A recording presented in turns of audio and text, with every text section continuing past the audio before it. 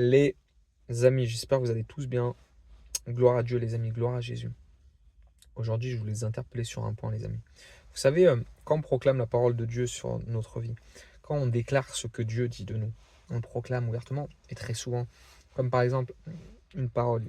Je suis une créature si merveilleuse en toi, Seigneur. Je suis ce que Dieu dit de moi. Vous savez, certainement cette parole, vous l'avez déjà déclarée, décrétée, proclamée sur votre vie. Quand vous êtes dans la présence de Dieu. Je suis Seigneur, ce que tu dis de moi. Non, ce que tu dis de moi, c'est ce que je suis, Seigneur. Ok.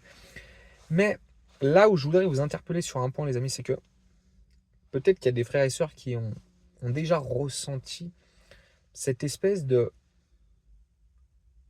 contrainte, même de contradiction interne, dans le sens où quand tu quand tu affirmes, tu es dans la présence de Dieu, tu es rempli de foi, ok?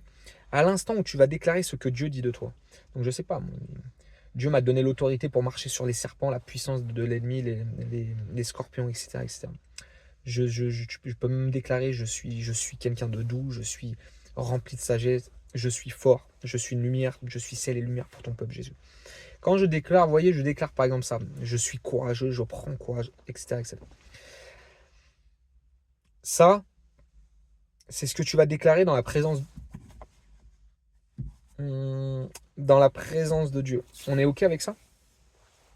Mais ce qui risque aussi de se passer, vous l'aurez justement aussi peut-être remarqué, c'est qu'à un moment donné, il y a des phases où tu te sens moins proche de Dieu. Et dans ces phases-là, c'est comme si en fait il y a une contre-vérité. C'est-à-dire qu'au moment où je déclare ces choses-là, quelques heures ou parfois quelques temps après, bah, je me sens plus loin de Dieu. Et en fait, je finis par me rendre compte à quel point finalement, bah, je ne suis pas ce que Dieu dit de moi. Vous voyez? Ça arrive, ces espaces-là. Ils sont tangibles, ces espaces, ces moments-là, où justement, on remet un petit peu la parole de Dieu en question, on remet un peu tout ça en question, parce que je sens qu'il y a un décalage, même à l'intérieur de ma personne, en fait. Un coup, je vais être bien, un coup, je vais être moins bien, un coup, je vais être ballotté, etc., etc. Vous connaissez ce moment.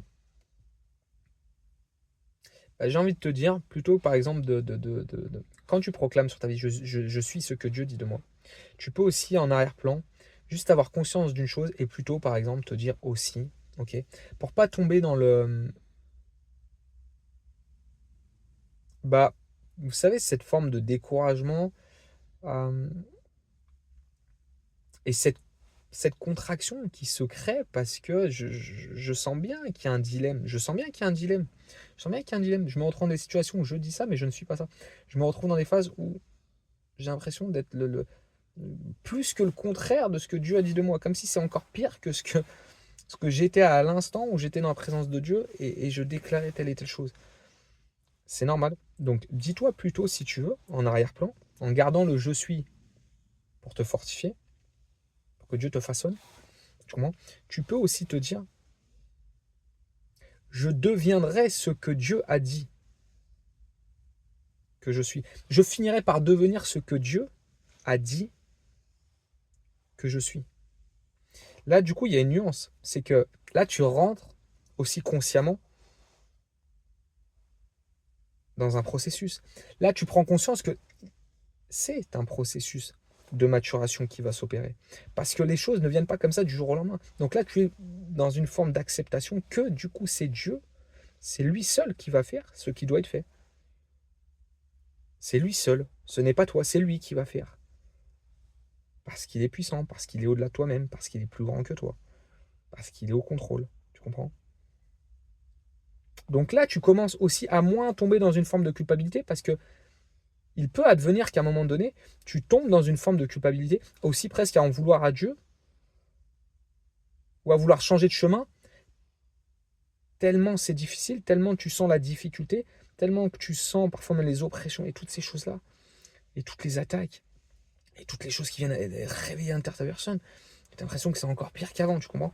Donc, pour ne pas tomber dans cette forme de culpabilité, n'aie pas peur de dire ce que tu es, ce que Dieu dit de toi, mais n'oublie pas en arrière-plan que, plutôt que penser que comme ça, s'il y a une certitude que je sais, j'ai remis ma vie entre les mains de Dieu, je le laisse faire ce qui doit être fait à l'intérieur de ma personne, je suis le processus, d'accord, le processus d'évolution, processus de maturation, et s'il y a une certitude que je sais, c'est que peut-être à l'instant T, je ne suis pas totalement ce que Dieu dit de moi, il y a des moments où je le suis, mais je finirai par être ce que Dieu a dit de ma personne, de ce que je suis. Ça, c'est une certitude. Voilà. Et avec le temps, le cheminement, bah, pourquoi ta foi va se fortifier? Parce que Dieu va te démontrer qu'il est un Dieu de vérité, que sa parole est vérité, que ce que sa bouche dit, sa main finit par l'accomplir, que sa promesse est certaine. Ok? Parce que tu lui fais confiance, parce que tu te montres humble aussi, parce que ça demande de l'humilité. Ça demande de l'humilité.